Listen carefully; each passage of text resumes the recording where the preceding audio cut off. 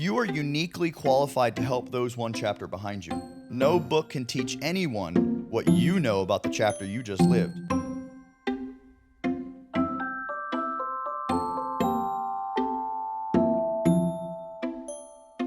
Hey everyone, Michael Conrad here with the Business of Homes podcast. I'm excited to introduce Greg Pihs today, who many of you know is a high energy guy who's done some really great stuff in the coaching side of real estate. It'll be no surprise that we jumped right in to a discussion about branding and the difference between your personal brand and your business brand. And this is a particular subject that's important to me because my brand, who my business is and who I am in it, has changed over time. So come along with us, and I hope you enjoy. Sure, you wear a realtor name badge on your chest, but you are a practitioner of business and a philosopher of business and a teacher of business and a lot of things that really kind of falls between real estate and many other areas. Definitely gets in that prolific zone, I think, a little bit. Yeah. I think it was very smart of you to separate yourself from the business. We just don't know what we don't know. We don't even, okay. So we launch a business and we think us because we're going to put our name on it. I literally hear people say like, I want to, I'm putting my name on it. It's going to be good to go. And much like you said, the business should be, to say bigger than us is, okay, yes, the business is bigger than us, yes, okay. But also we're bigger than the business. Also we're bigger than the business. And then the realization is that there is a personal brand and a business brand, and they're two different things. So the personal brand, your personal brand is who you are. Your business brand is what you do. People connect with who you are, and they pay you for what you do. So you guys created a business brand, and in your business brand, you took whatever you learned along the way from business, mentors, classes. You built a business plan. You figured out who you were going to serve. You figured out what problem, what pain points were there. You figured out how you were going to help them uniquely in your own proprietary blend. There's all different company realtors out there. Whatever field you're in, there's a whole bunch of people in that field.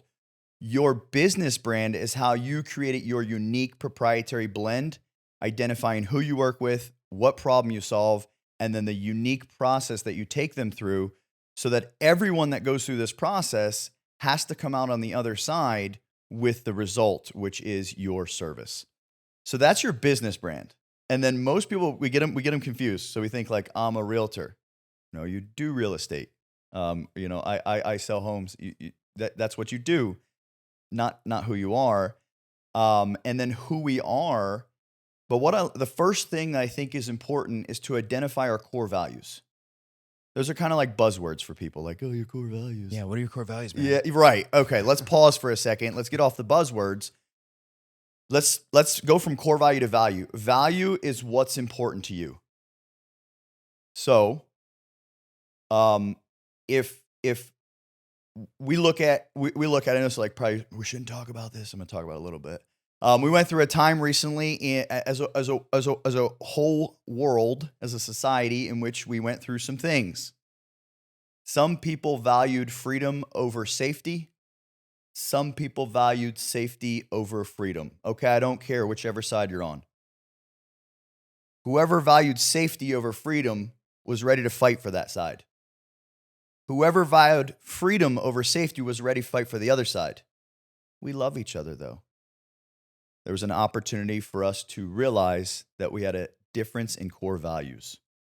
It put it on display, and I think that's what a lot of people don't realize is that the buzzword that I always heard was MVVC: mission, vision, values, culture.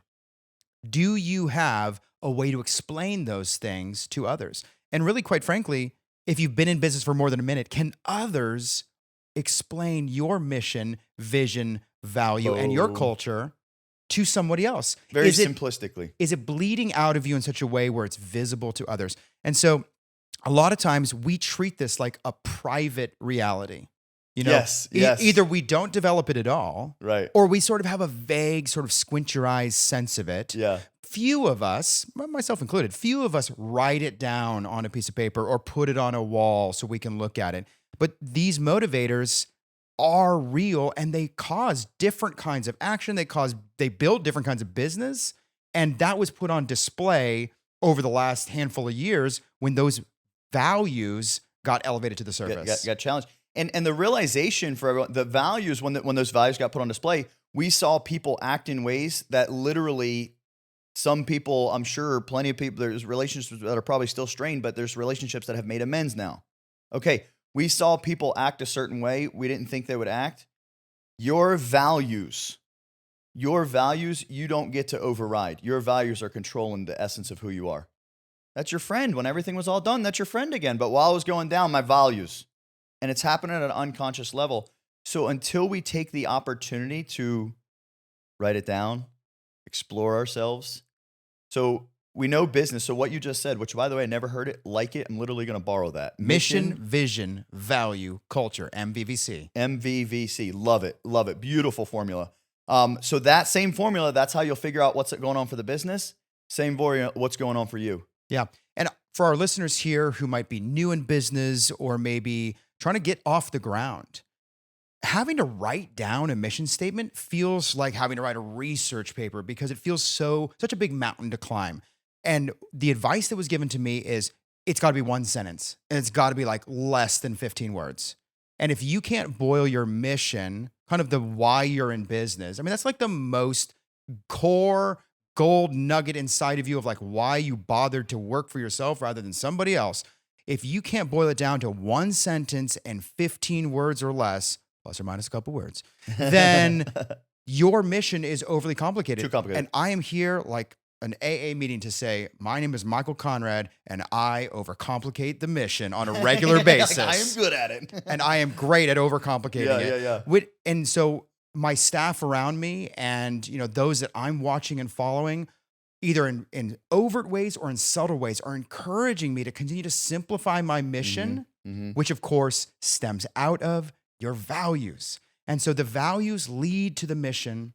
And then of course your vision is how you let the mission expand out of you and into others that might work alongside of you, like be like a colleague or maybe an employee or a partner.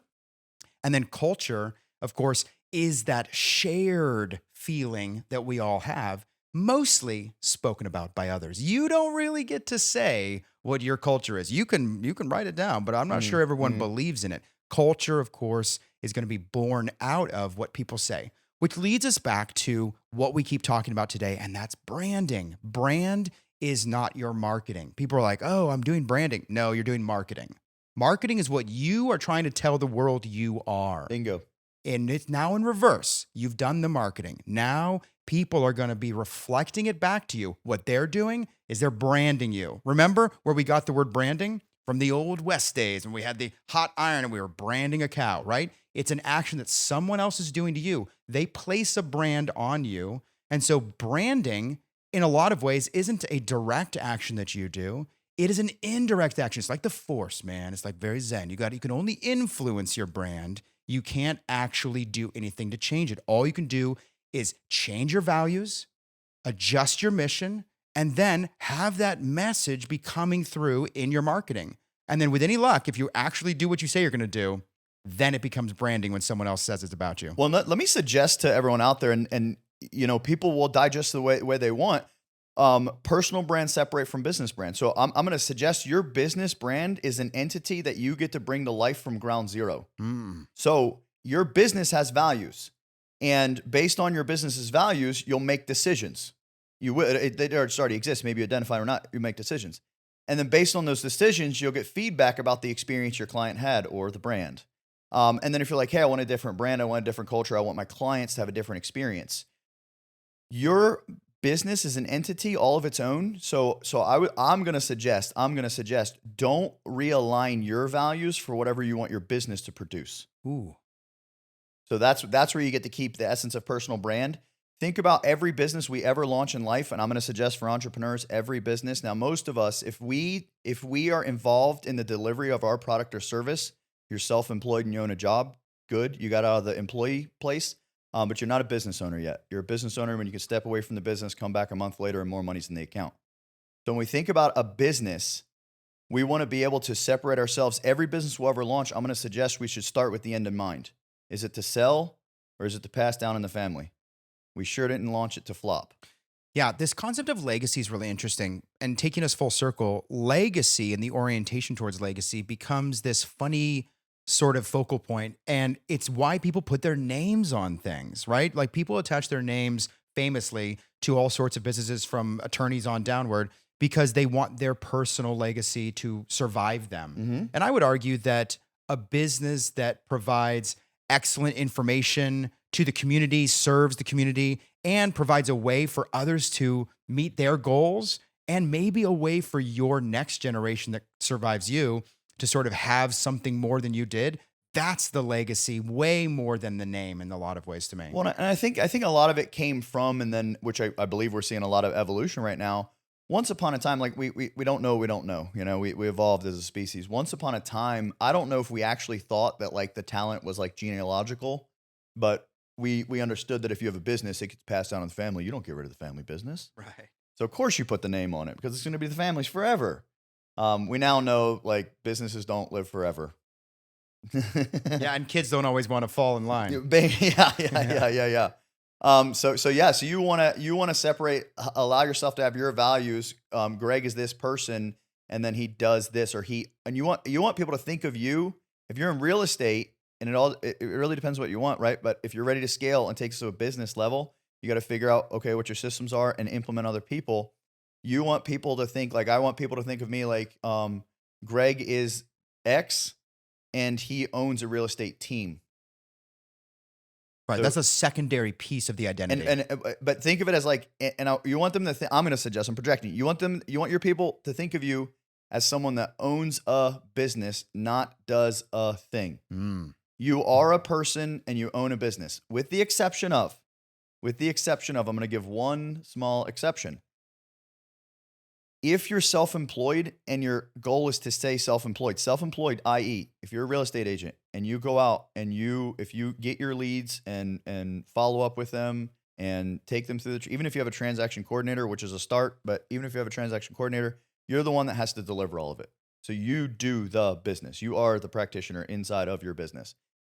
If you want to stay there, which you can, because maybe you're like, hey, I'm just going to get as much money as I can for the next 20 years and invest it in real estate. I don't know. But the realization is we can't retire from a job. So self-employed means you own a job, you don't own a business. Yeah. If you're happy being self-employed, like you're a realtor, you're delivering the product, you make so much money, you're serving enough clients, you're working in the right clientele. In that situation, if you know you don't want to scale out of self-employed to business owner, your personal brand can then be your business brand because you are the business in that situation. Okay, so alert, hard truth number 37, things they don't teach you in real estate school. And that is that developing yourself as a real estate practitioner means that you work for a job effectively. Yep. And that there's a big difference between having that team, something that survives you, something that works on behalf of you. And this whole concept of like entrepreneurism and business building and brand building and all of this, again, you're not taught that in real estate school. You know, this is something you have to learn either the hard way or you have to become self-educated through podcasts like this or reading or following, folks in this community. And I would think that this is probably one of the biggest conversations that today's realtor, I don't care how long you've been in it, 20 years, 2 years, today's realtor needs to know. Why? Because we're in a saturated market and we have all of these digital tools available to us. And so more people are aware of the job that you do.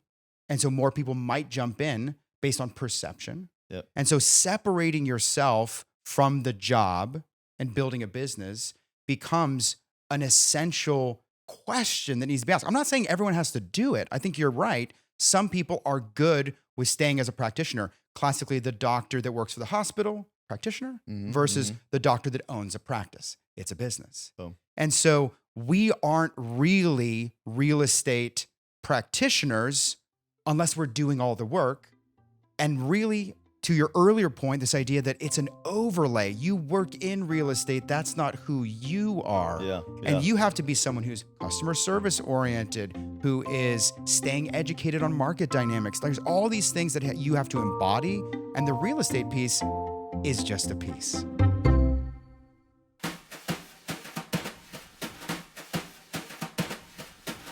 Hey everyone, it's Jake, Director for the Business of Homes podcast. I hope you've been enjoying today's episode, beginning with Greg explaining the difference between a business and personal brand, how important it is to refine your vision, and how your business is a secondary piece of your identity. When we return, Micheal and Greg talk about the value of knowing what you're heading towards, how to mix your business and personal brand, and so much more. You don't want to miss it. Don't forget to follow us on Facebook and Instagram at the Business of Homes Pod, where you can interact with us and see some great bite-sized pieces from all our episodes. For you listeners out there, did you know our entire podcast are filmed and are on our YouTube channel? Check it out next time you want to see our amazing guests tell their stories. And are you currently watching this episode in video format? Don't forget to follow us on your preferred audio streaming service to take us with you on the go. Lastly, do you have any feedback or want to suggest someone for the show? Email us at thebusinessofhomespodcast@gmail.com. Please enjoy the rest of today's episode with Greg Pihs. Let's get back to it.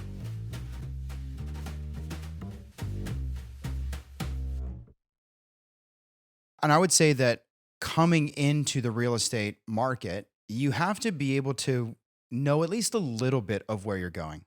You're allowed to change your mind along the way. I've met a number of people, myself included, that kind of had a general sense of where I wanted to go and then change course along the way.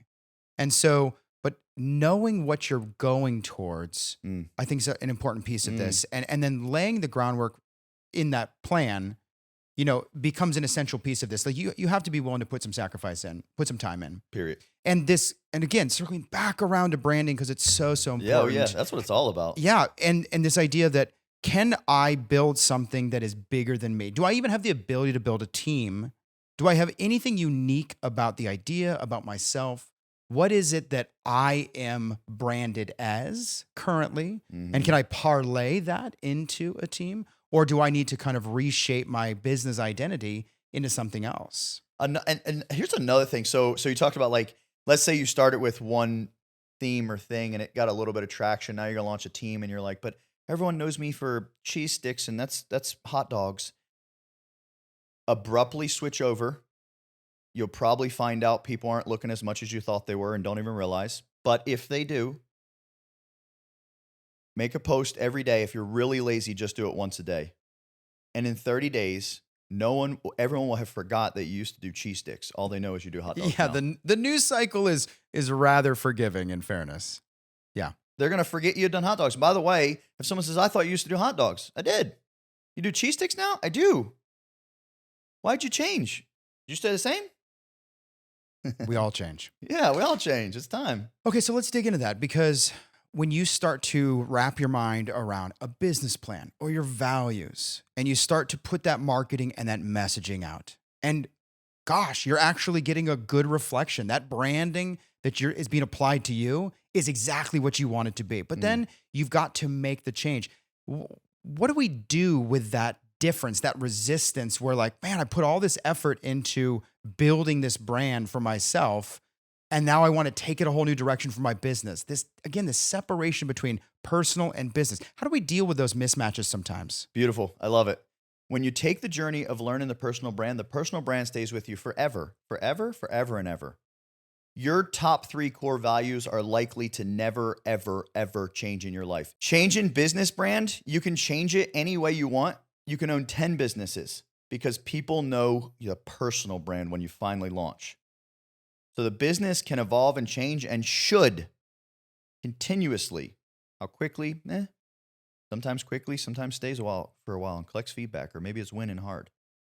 The brand is allowed to change. The company brand is allowed to change exactly what it needs to for the prospect, for your clients. You're always looking to, let's just cut it real cut and dry. Ecology is the study of consequence. And what I tell people, the study of consequence checks self to self, self to others, then self to society. Ecology is, when I do this, does it benefit me? If I make more money, the answer is yes. But I said self to self, self to other. So after self to self, did I increase their experience? Yes. Good. Now, does their increased experience and my increased income benefit society? Well, I do this through nonprofits. That person, now they have a house, so they don't have to. Yes, ecology is all there. The byproduct of that, if you operate with ecology, is your clients continue to get a greater and greater experience. If I was to say, if I was to say to you, we're going to have an experience together, I would like to try to make it an experience so amazing that it's the pinnacle of experiences in your life. There's no reason for you to say no to that.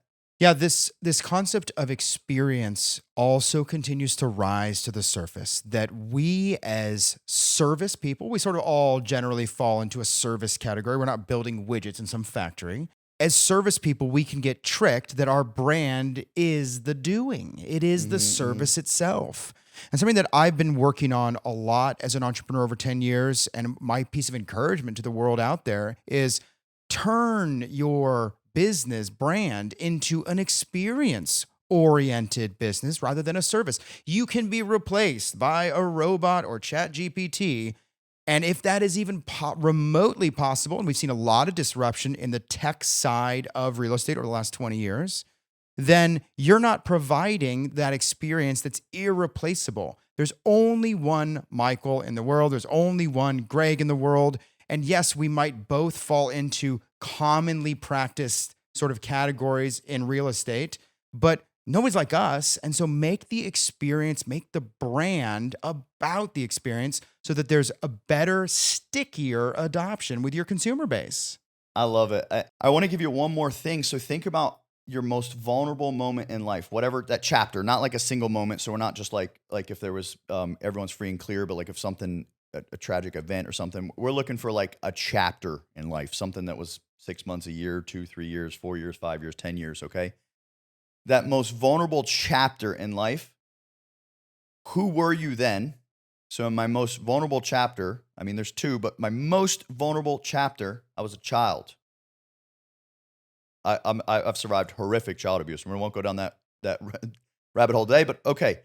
So who were you when, not just like I was a child, like maybe you were like all the things about you, okay? I was a struggling entrepreneur. I was a single mother, okay? Who were you in the most vulnerable? And then what was the process like? What helped you get through that process?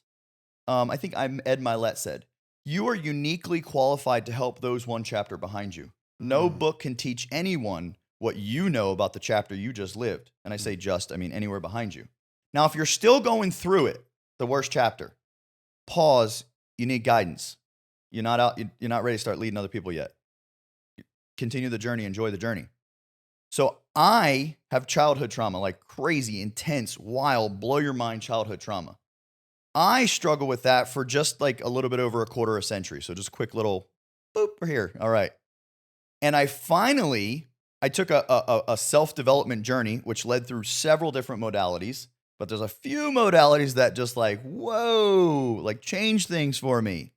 So those modalities are what helped me through. And today I'm a business professional. So it's almost like I have a personal brand in which I help business professionals heal childhood trauma. I'm a real estate agent. So you have to figure out who do you work with and what problem do you solve? So let's just say real quick, I work with first-time buyers and I help them buy their first home with 0 down. Let's just roll with that friggin' old faithful there. So that's what I do. So now I can, if I wanted to mix the two, I can say I help first-time home buyers that are struggling with childhood trauma or past trauma that's playing out in their life today in a way that holds them back from doing things like purchasing a home. Now we've blended the two together. You don't have to blend the two together. You could completely and totally be separated because every time you launch a new business, you're still this person that serves people in this way. People get sent to you. You funnel them to whatever business allows them to have the experience that creates the change they desire. Yeah, and you're not having to help everyone, and you're not having to have all the answers. Bingo. This idea that you're one chapter ahead of someone and that someone else is one chapter ahead of you.